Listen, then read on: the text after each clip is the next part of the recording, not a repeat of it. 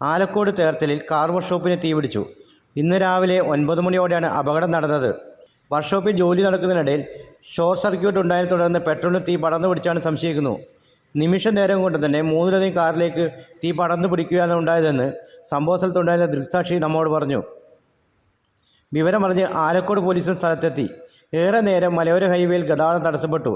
തുടർന്ന് പെരിങ്ങോത്തിനെത്തിയ 2 യൂണിറ്റ് ഫയർഫോഴ്സാണ് തീ നിയന്ത്രണ വിധേയമാക്കിയത്. ഇതിനിടയിൽ വർക്ക്ഷോപ്പ് ജീവനക്കാരന് പൊള്ളലേറ്റ് നിസ്സാര പരിക്കേറ്റിട്ടുണ്ട്.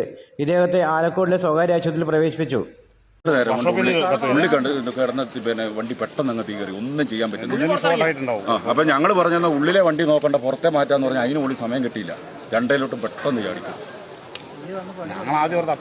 അത് എന്തോ എവിടുന്നോ ചെറിയ സ്പാർക്ക് ഉണ്ടായിട്ട് പെട്രോളിന് തീ പിടിച്ചാന്നാണ് പുള്ളി പറയുന്നത്. അങ്ങനെ പെട്ടെന്ന് കണ്ടില്ല, കണ്ടപ്പോഴത്തേന് തീ പിടിച്ചു. നിമിഷ നേരം കൊണ്ട് 3 വണ്ടിക്ക് ചാടി പിടിച്ചു. മാറ്റാനൊന്നും പറ്റിയിട്ടില്ല.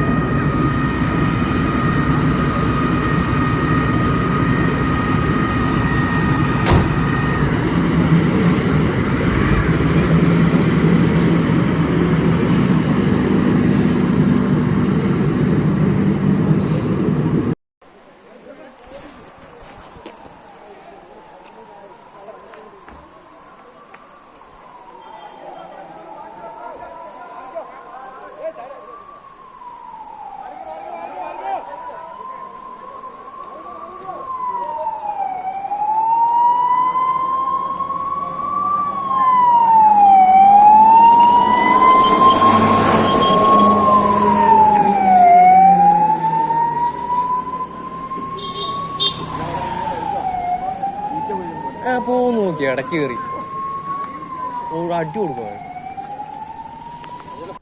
വിദേശ പഠനമാണോ നിങ്ങളുടെ ലക്ഷ്യം? എങ്കിൽ എഡ്വിങ്സ് തന്നെയാണ് നിങ്ങളുടെ ഏറ്റവും മികച്ച ചോയ്സ്.